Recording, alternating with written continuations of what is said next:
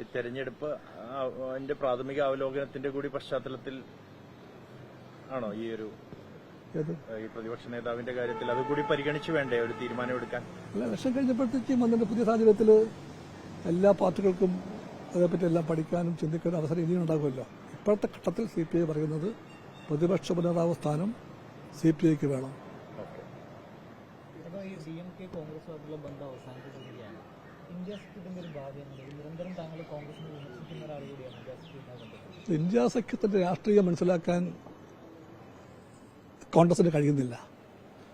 India സഖ്യം ഒരു vote കൂട്ടുകെട്ടല്ല.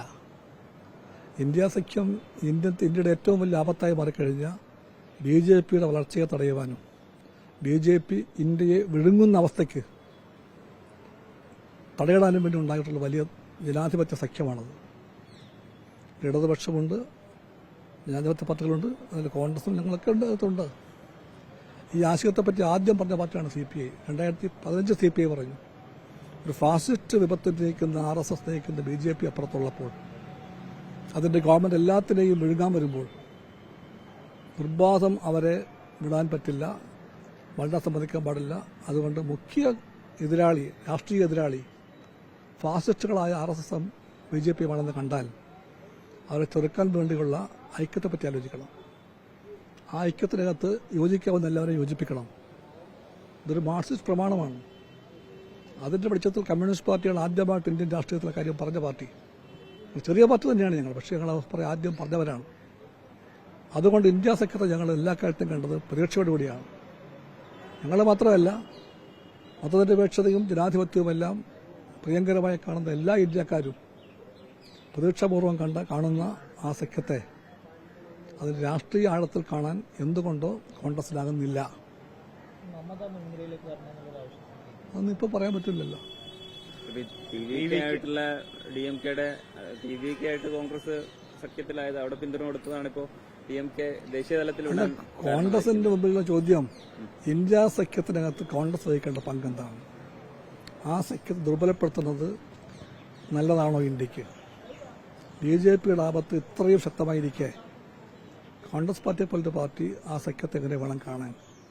അതെല്ലാം അതിന്റെ മുഖ്യമായ പങ്ക് വഹിക്കുന്ന പാർട്ടിയായിട്ടുള്ള കോൺഗ്രസ് ചിന്തിക്കാൻ നേരമായി. കോൺഗ്രസിന് രാഷ്ട്രീയ പക്വത കാണിക്കാൻ കഴിയണം. പലപ്പോഴും ആ പക്വത കാണിക്കാൻ അവർക്കാകുന്നില്ല. അതാണ് ഇപ്പോൾ കാണുന്ന കാഴ്ച. ഇത്രയും വലിയ ഭൂരിപക്ഷം കിട്ടിയിട്ടും കേരളത്തിലെ കോൺഗ്രസ് ഇതെല്ലാം കാട്ടിക്കൊടുത്തത്. അതാണ് കോൺഗ്രസ്. ഇത്ര വലിയ ഭൂരിപക്ഷമേകി അവരെ ജയിപ്പിച്ച് ജനങ്ങളെ നോക്കി കൊഞ്ഞലം കുത്തി കാണിക്കും വിധം കോൺഗ്രസ് നേതാക്കന്മാർ കാണിക്കുന്ന ചക്രവർത്തി പോരാട്ടം, അതാണ് കോൺഗ്രസിന്റെ രാഷ്ട്രീയത്തിന്റെ അളവുകൾ. അതാണ് കോൺഗ്രസ്. ഈ TVKനെ ഇന്ത്യ സഖ്യത്തിലേക്ക് കൊണ്ടുവരണമെന്നൊരു അഭിപ്രായമുണ്ടോ? CPI മുൻകൈയെടുക്കും. തെരഞ്ഞെടുപ്പ് ഫലം വന്ന് ഒരാഴ്ച പിന്നിട്ടു. കോൺഗ്രസിന്റെ മുഖ്യമന്ത്രി സ്ഥാനാർത്ഥി ഇതുവരെ തീരുമാനിച്ചില്ല. ചർച്ചകൾ തുടരുകയാണ്. 3 പേർ സജീവമായി അവകാശവാദവുമായി രംഗത്തുണ്ട്. കോൺഗ്രസിന്റെ ഇപ്പോഴത്തെ അവസ്ഥയ്ക്കകത്ത് ഇടപെട്ടുകൊണ്ടൊരു കോൺഗ്രസ് സുഹൃത്ത് പറഞ്ഞ കാര്യമുണ്ട്. നമ്മുടെ സുഹൃത്തല്ല, ലെഫ്റ്റിന്റെ ബന്ധുവല്ല, ഒരു കോൺഗ്രസ് സുഹൃത്ത് പറഞ്ഞതാണ്. എനിക്ക് തമാശ ഇഷ്ടപ്പെട്ടു. അദ്ദേഹം പറഞ്ഞത്, ഇവർ 3 പേരും ഒരുപോലെ വേണ്ടപ്പെട്ടവരാണ്. ആരും ആരേക്കാളും ചെറുതുമല്ല വലുതുമല്ല. KCയും RCയും VDയും എല്ലാം പ്രിയപ്പെട്ടവരാണ്. ആരെയും വിടാൻ പറ്റില്ല ഞങ്ങൾക്ക്. അദ്ദേഹം പറഞ്ഞത് ഒരു കസേര പക്ഷേ ഒന്നേ ഉള്ളൂ, ഒരു കസേര 3 ആളുകൾ. അദ്ദേഹം പറഞ്ഞത് 3ആയിട്ട് മുറിക്കണം ആ കസേരയെ. ഇവിടെയും കൂടാൻ പാടില്ല, അവിടെയും കൂടാൻ പാടില്ല. തുല്യമായ 3ആയിട്ട് കസേര മുറിക്കുക. ഓരോ കഷ്ണം വീതം RCക്കും KCക്കും VDക്കും എല്ലാം കൊടുക്കുക എന്ന് പറഞ്ഞു. ആണെന്ന് എനിക്കറിയില്ല. ഇതിന്റെ ഫോർമുല വരുമായിരിക്കും. കേട്ടപ്പോൾ തമാശ തോന്നി.